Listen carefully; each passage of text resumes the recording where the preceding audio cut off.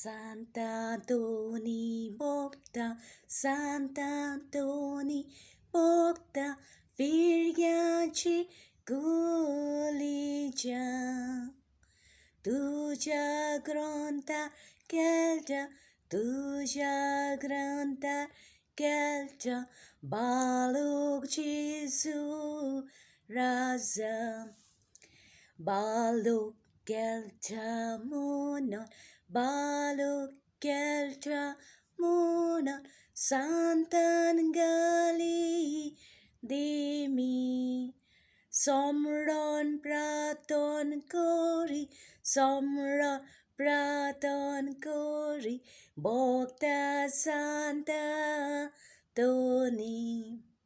Santa Toni bokta, Santa Toni bokta, उत्सोर्या तुझी तेरा. 14वे कोर बघता, 14वे कोर बघता, आम्हा पाप्या गारा. मोगाच्या भाव भयण्यांनो, हांव तुमकां एक सांत आंतोनीची मिलाग तुमचे मुखार दवरता. सांत आंतोन जावन आसा ओचोऱ्यांचो सागोर. होय, खरेंच म्हज्या जिवितांत जायत्यो घडण्यो घडलेल्यो आसात. एक घडणी हांव एक तुमचे मुखार दवरतां. 2017 हांव नवेंच लग्न संस्कार घडलोलो आनीक नवेंच काजारी जावन हांवें भाग्योन तातुनीच्या नोवेनांत हांवें वांटो घेतलोलो आनी म्हाका चड खुशी आसलेली. आनी हांव जाणा आसलेलें भाग्योन तातुनीची मिलाग्र म्हज्या जिवितांत दर एका आमच्या गांवच्या, म्हज्या आवयच्या गांवच्या फिरगोजेंत, सांत आंतोनीची फिरगोज गालजीबाग ह्या गांवांत म्हाका कितें ना तरी कितें तरी मेवतालें. आनी म्हाका चडूच कशी म्हाका सांत आंतोनीची म्हाका तांक लागलेली.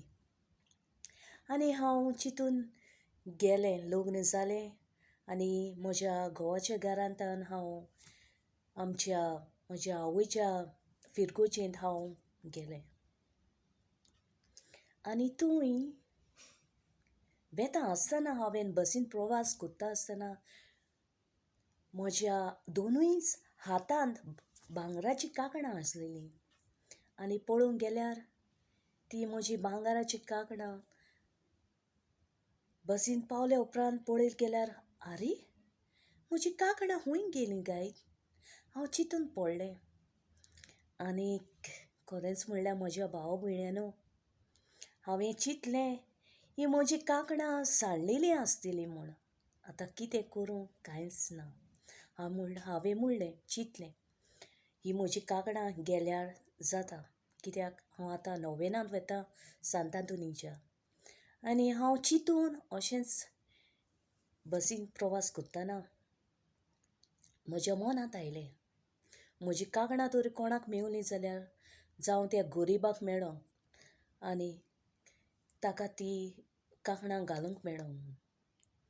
म्हाका दिसता हें कोणूच चिंतचें ना न्हय, कित्याक म्हजी 5 कांकणां सारकीं भांगराचीं आनी तुमकां दिसता हें कोणूच करीत म्हूण ना.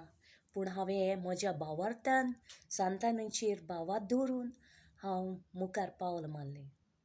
आनी वेता आसतना हांव गालजीबाग ह्या फिरगोजेंत पावलें.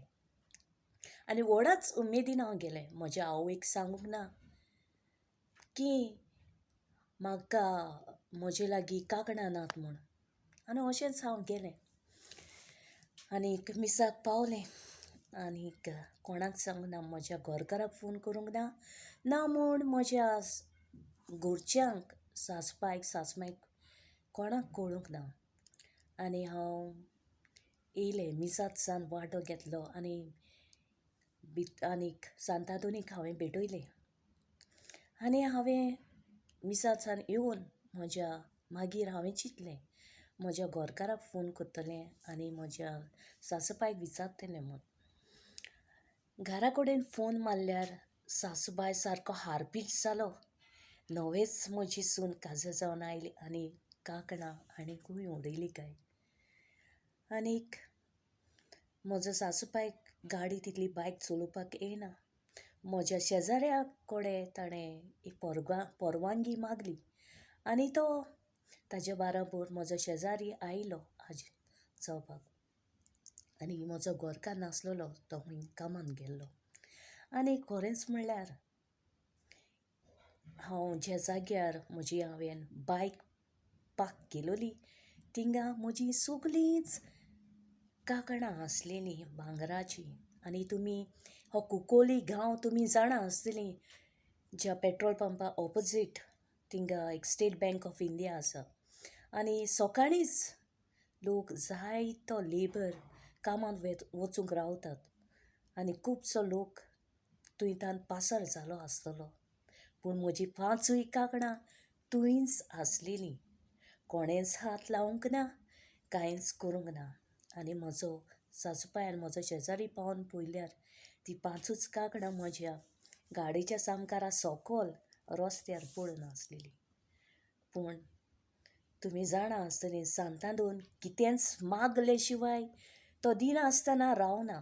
आनी खरेंच हीं 5 कांकणां मेळप म्हणल्यार कितलें मोठ्ठें अजाप काय, तुमी चिंतूंक आसतलीं न्हय. मोगाच्या भाव भयण्यांनो, सांतादोन आपल्या बाळका जेजू लागीं मागून तो आमकां सगळें फावो करता. आनी ही एक ल्हानशी तुमकां एक ल्हानशी ही मिलाग्र जातली, पूण म्हज्या जिवितांत ही व्हडल्यांतली व्हड मिराग्र. खरेंच विसरूंक जावचें ना. आनी मोगाच्या भाव भयण्यांक गालजीबागच्या